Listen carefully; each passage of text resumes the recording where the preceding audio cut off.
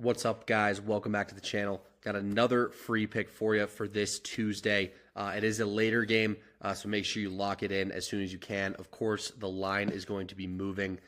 They usually do with the free picks, so the earlier you get them, the better. We picked up a winner yesterday in the Giants plus 1.5. They lost 2-3. Doesn't matter. Still got the job done. Covered that plus 1.5. The free plays have been rolling. I'm going to start doing them hopefully the night before so you guys have access to get them before the line moves because I know the lines are moving quickly. So make sure you have all the books that you can get access to and take advantage to your full utility based on, where your location is and what books you have access to. Along with that, if you guys haven't heard about Player Profit, it is a very, very good website that helps bettors overall. If you're looking to be betting big money and you don't have the capital or the bankroll to do it, Player Profit is a great website. We talk about it in the Discord Premium a lot and the community chat. So join the Discord if you can and take a look at Player Profit. I'm going to be doing a full YouTube video on it, breaking down the website, breaking down exactly how it functions and how you guys can utilize it to its full potential and hopefully grow your bankrolls for football season and keep finding ways to make money and be as profitable as we can long term. So stay tuned for that video. Hoping to get that one out in the next 2 to 3 days. But for now, here is your free pick. We're going to go through the matchup a little bit here as we always do. Some stats I like, some angles I like, and why we are taking it. It is a juiced one today. It's minus 185, but it is the Mariners on the money line at minus 185. That is the best line available. Actually, no, the best line available is minus 180, but just going to send it out minus 185 so most people can get that number.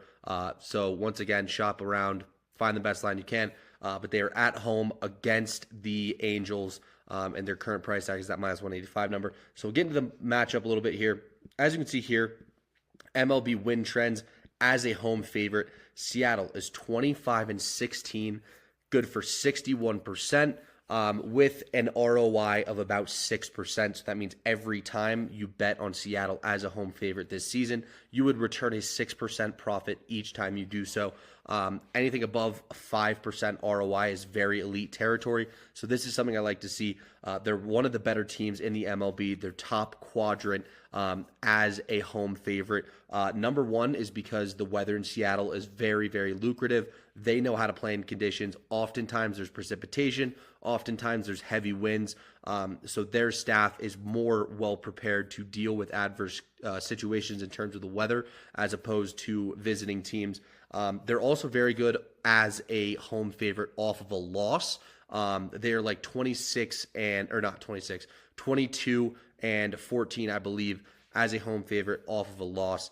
And this is the spot that we're in right now. The Angels just won 3-1 yesterday, and now they come back, and the Mariners are favored even more than they were yesterday. A main piece of this is being Logan Gilbert, their ace, debatably their ace, probably better than Luis Castillo this season, takes the bump for them in this matchup today. Now, something I also like to take a look at that kind of all encompasses the pitching staff as a whole for both teams is their earned run average. So how many runs are they giving up per 9 innings? And as you can see, Seattle is the best team in the MLB at team earned run average at only 3.45 runs per game. Their home is 2.73, which is much better, almost 1.5 runs better than their away. So once again, an angle we like is they're at home. They limit runs way better at home. At that 2.73 number, especially against an offense like the Angels that have been severely lacking, is something that we like here. And if we scroll down a bit here, we will get to the LA Angels, who are 29th at 4.69. And as you can see, it is pretty evenly split, but they are actually slightly worse as an away team at 4.69, which is almost a 2-run differential in team earned run averages. And then we'll go over to the batter versus pitcher matchup. So as I talked about, Logan Gilbert is getting the bump, the starter for the Seattle Mariners today. He is a nasty guy. He was an all-star. He has been playing very, very good. He has a lot of metrics that are in that top 10 percentile out of all qualified starters in the MLB. And we can see how he fares statistically and analytically against every probable player that will be in the Angels lineup. So as you can see on the left here, these are the probable Angels starters. against Logan Gilbert. As we can see, some of them are actually boosted in home run percentage. This is due to Logan Gilbert supplying the majority of the power. He's a power fastball guy. He will throw it at you and make you go get it. So a lot of these guys, these top guys that have a lot of power, such as Jo Adell, Logan O'Hoppe, are seeing an increase in home runs. But other than that, every other player that could possibly play for the Angels is seeing a percent decrease versus their typical. And what that means essentially is how likely Jo Adell is to get an extra base hit per at bat, whatever that percentage may be. It might be 12%, it might be 15%.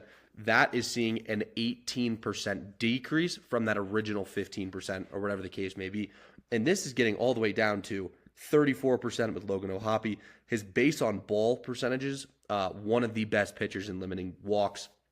As you can see, these guys are their decrease versus their typical is just severely decreased. Willie Calhoun, minus 53% versus typical. Matt Tice, minus 53% change versus typical. Anthony Rendon's at 51%.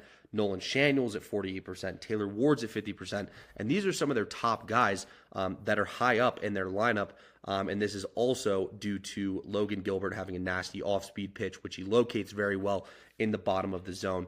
So it is hard to force walks as a hitter when Logan Gilbert is making a ton of competitive pitches. And we'll move over here to some of his stats. So as I talked about, he's in that top 10 percentile in a ton of stats. But obviously the one that sticks out the most here is that extension rate all the way here at the bottom, that extension rate. He is the best pitcher. That's what this 100 means here. He is the best pitcher in the MLB at extension at 7.7. That means he's getting closer to home plate from where he releases the ball. He's getting much closer to home plate than your average pitcher, which just increases his deception factor and makes his fastball move more. It makes it harder for hitters to hit, especially against an Angels lineup that's already struggling to hit average pitching. Along with his extension, is just going to be a nightmare for them to find solid contact. As you can see, his base on balls, very, very good at limiting those. His fastball velocity, 96.2 on average. That is good for 85th percentile. And his expected ERA is only 3.12, whereas a lot of guys are a lot higher than this number. So his expected ERA is also one of the most elite in the MLB. And then as we can see here, his run value, overall his pitching run value is, once again, he's one of the top few guys in breaking run value and pitching run value, which is a direct complement of that extension rate that we've talked about. Being able to locate, being able to get much closer to home plate when you release the ball increases that deception and that run value against the hitters and ultimately leads for more success as a pitcher. But starting pitchers only mean so much, so we'll dive into the bullpen usage here. As we can see here, the Angels heavily used bullpen over the last few games. They've been into competitive games where they've had to use their bullpen. As we can see, some of their top guys, Roansy Contreras, nasty stuff, very quick pitcher, has a hefty fastball. He's thrown 32 pitches in the last 3 days. Kenny Rosenberg won't even be available. I mean, he's thrown 70 pitches in the last 3 days. But Matt Moore, a reliable go-to guy. Carlos Estevez, their closer's thrown 16 pitches. Ben Joyce, a reliever as well, has thrown 16 pitches. So these guys have gotten some work, and they won't be fully ready to go, fully rested, which is also an advantage that we like to take a look at. But if you scroll down here all the way to the Mariners right here, as we can see, some of their top guys have barely thrown. Andres Munoz, their designated closer right now, only 12 pitches. Gregory Santos, another elite relief pitcher, only 13 pitches. And then Ryan Stanek, who's very reliable. He is 25, so he is going to be limited. But there are some guys on here that they can definitely go to if this is a tighter game down the stretch, which I do expect. I'm not expecting a blowout here. The total's at 7. There's not going to be great weather. I expect somewhat of a pitcher's duel and just more of the offenses to both struggle. And it's going to come down to these closers being effective and limiting the damage overall. So with all that being said, your play today is the Mariners money line, minus 185.